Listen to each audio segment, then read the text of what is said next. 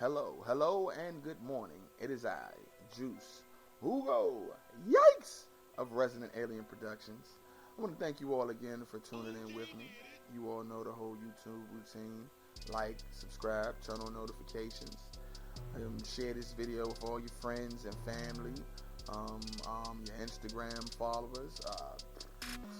That one coworker that always tell you a little too much about their personal life. Next time they want to start telling you about that weird smell coming from their apartment, tell them stop. Wait, I got something to show you, man. I'm like, stop. Wait, now watch the thing about that change his name. I stop. Oh wait.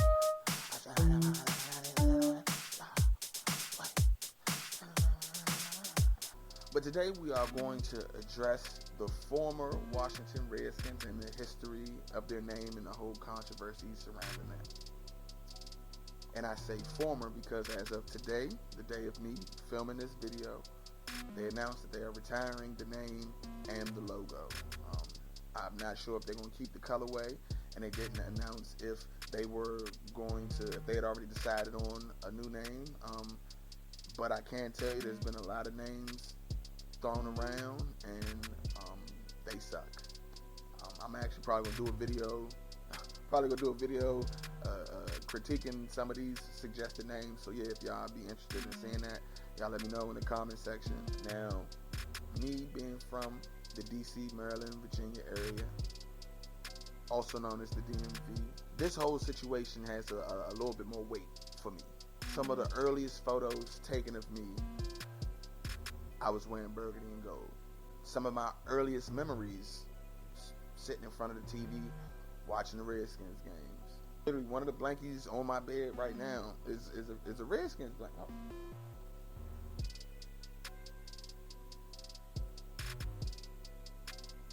And let me also say this. I know that the term Redskins is offensive to some, and I do not intend to offend anyone whatsoever. You just got to understand this has literally been the name of my favorite team for as long as I can remember. So it's going to take a little bit of time for me to excise that word out of my vernacular. But let's get into the story.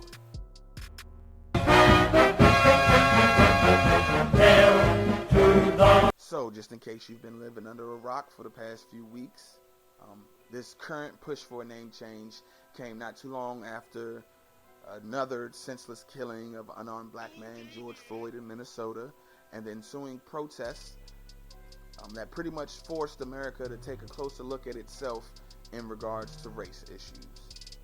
FedEx and some of the other sponsors for the team threatened to remove financial support unless the team changed their name. Walmart, Amazon, Target, and a few other major retailers have removed all merchandise featuring the Washington Redskins name or logo from their stores. And the issue with the name isn't a new one at all. And let's dive a little bit into the history of the team and its name. The team was started in Boston by George Preston Marshall, a businessman from West Virginia who had accumulated a nice amount of wealth in a local chain of laundromats in the DC area. Him and his partners were awarded the franchise in Boston, and they named it the Braves. He changed the name to the Redskins the following year to avoid any type of confusion between the Boston baseball team at the time. Many people who are in defense of the Redskins name has said that the reason that they chose the Redskins was partially to honor the Native American coach and several Native American players that they had on the team at that time.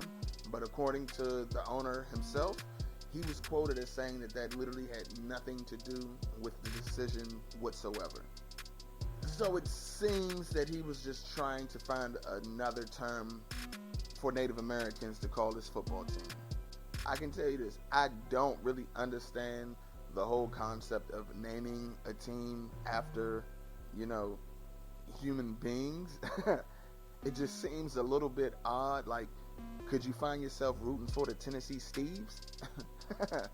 But in 1937, he moved the team to the DC area because he felt like Boston wasn't really supportive of a football team.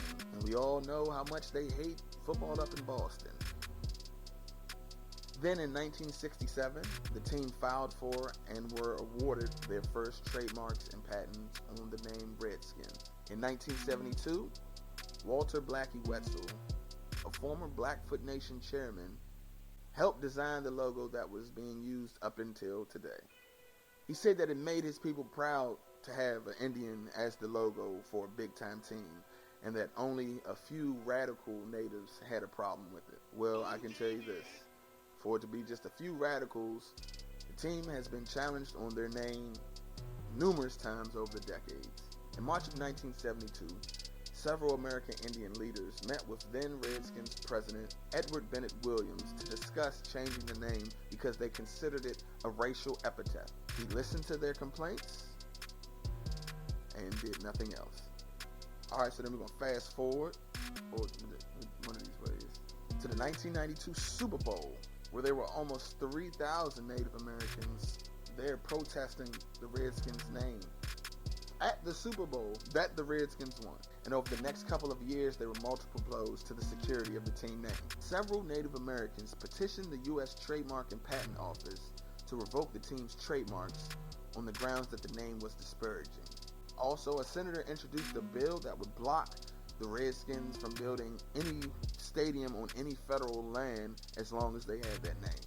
And that just so happened to be a time when then owner Jack Kent Cooke was trying to find a new location for the team in D.C. D.C. technically, because it isn't a state, that is all federal land. So no go, mi amigo.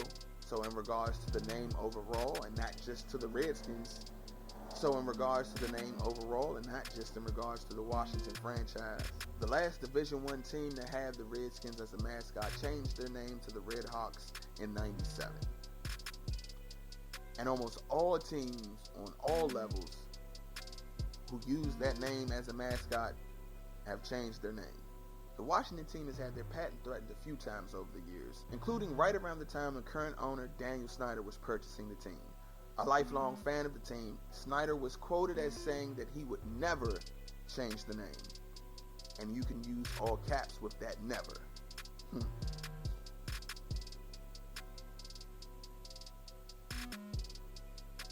There have been numerous polls done over the years by numerous different sources asking Native Americans how they felt about the name. Overwhelmingly, it seemed that they don't really care, but all of those polls' validity has definitely been called into question over the years. And more recently, DC Mayor Muriel Bowser has stated that it's past time for the team to change its name, and that a name change would be more than necessary if the team wanted to move back to DC. And now it's been done. The team name has been retired. No more Redskins.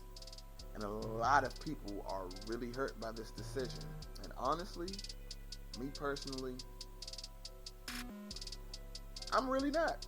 While yes, the organization represents so much to me as a Washingtonian, and they will probably always have a special place in my heart, I cannot, I repeat, I cannot, in my right mind, on the right consciousness, in my heart, put my personal feelings for a sports organization over a group of people who feel its name is offensive. I've seen and heard a lot of people almost to the point of tears over the changing of the name. And maybe I'm not that big of a fan. I understand having an emotional connection.